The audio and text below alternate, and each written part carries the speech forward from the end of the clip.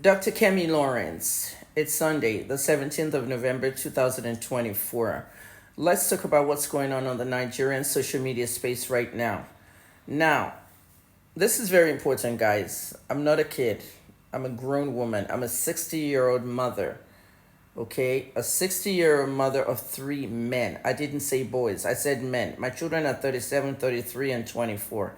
At the end of the day, I'm old enough to birth most of you who are following me. I know my audience.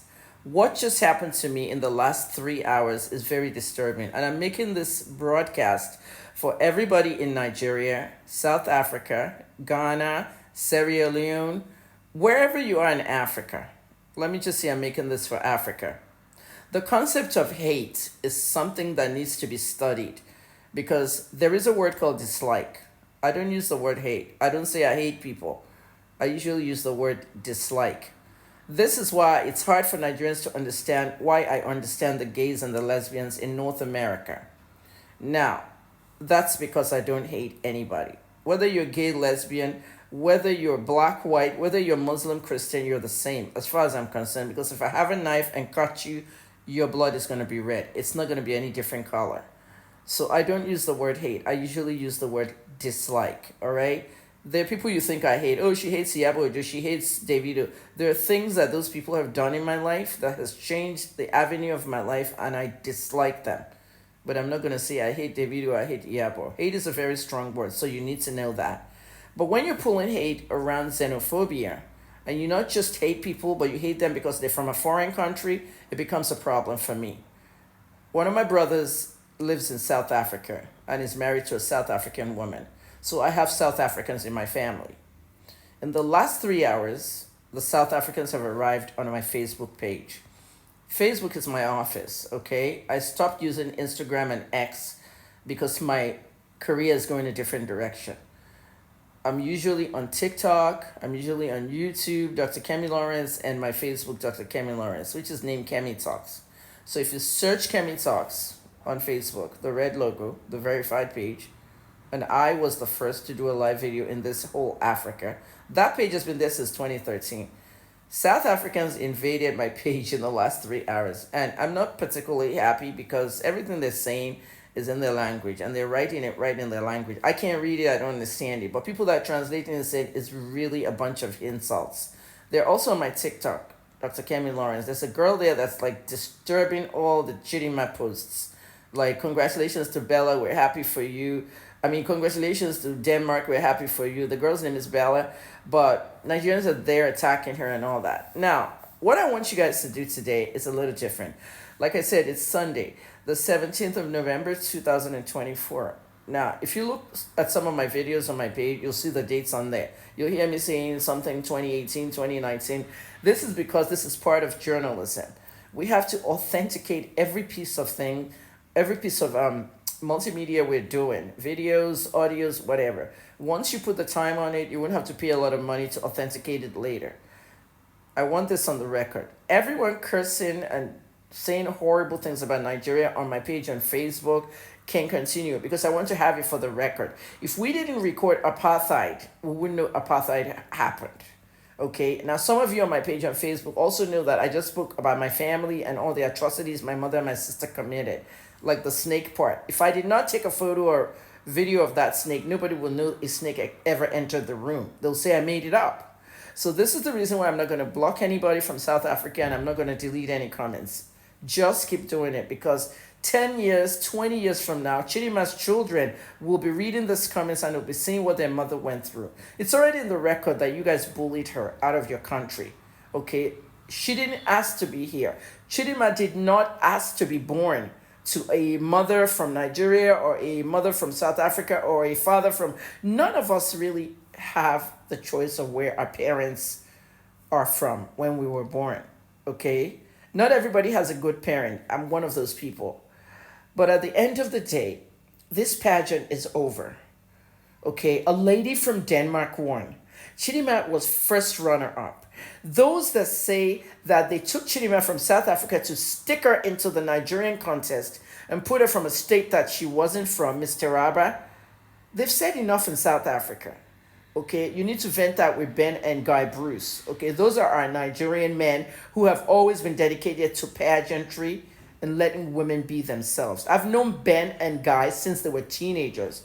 These are hardworking men that started a media and entertainment empire. So if they stuck her into one state and she still won the contest overall, everyone that went for that contest supported Chidinma and we sent her to the world. We sent her out to the world, and that's Miss Universe. She gets to Miss Universe. Are there people who are going to rig her over there? No, she did her thing. She spoke. She strutted on the runway with her swimsuit, with a Nigerian outfit and everything. And the global judges picked her as the first runner-up.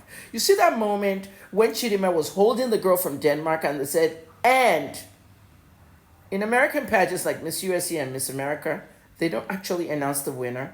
They announce the first runner-up and then the winner. Notice how when they announced the winner, she had to walk off stage. That's the routine and that's the protocol. And then she'll come back later with the rest of the girls hugging around her and everything. The essence of my video is about the first runner-up. Know what that is. There is something in competition called a first runner-up, a deputy, a second winner. Let me explain that to you because many people don't understand that. When somebody runs for president, you have to be very careful how you pick the vice presidential candidate. You have to look at the age of the person, the health of the person, and the makeup of the person. When Joe Biden won the election almost 4 years ago, what did I tell you guys about Kamala Harris? I knew Kamala when she was in school, Howard University days. Okay, some of us used to party with the Howard students and all. And I knew her well when she was dating Montel Williams. And everybody knows Montel was our talk show host. At the end of the day, the first thing I said to myself was I was so happy for Kamala because the list of U.S. vice president was a whole bunch of white men. And there was a woman standing at the end of the list, a black woman. For me, that's pride. There's no way I'm going to be against another black woman doing well for us black women. But to say that there are black women in South Africa who are so against Chidinma is very disgusting. The second thing I said about Kamala Harris is Joe Biden is old. I tweeted this and people pulled it out when it happened. I said, Joe Biden is old. He's getting really old.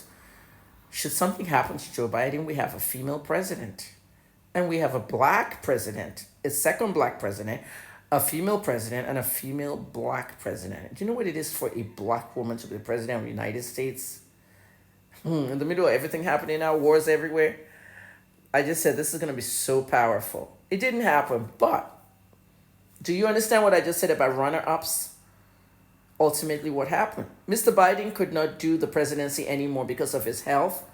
And the Democratic Party, Obama, everybody in there, they had their little corner meetings and they decided Joe would step down for Kamala.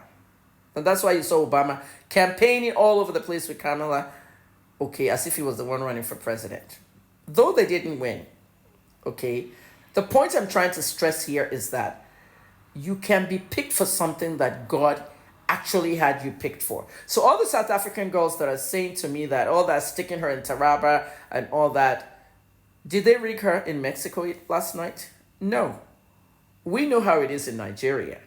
We had somebody who was a zoology professor in Bayelsa State, a university professor. His friend said, come, move into my party, be a politician, run with me for governor. He ran with him for governor, Governor Alamesia, the late Governor Alamesia. Goodluck Jonathan was his friend in the university and said he should run with him. They ran together, they won the governorship of Bayelsa. Goodluck Jonathan was a deputy governor of Bayelsa. When that whole impeachment stuff happened with Alamesia, Goodluck stepped up to be the governor of Bayelsa State. The same thing happened. If God has picked you, God has picked you. The same thing happened when Jonathan went to run with Yar'Adua as vice president of Nigeria. They won.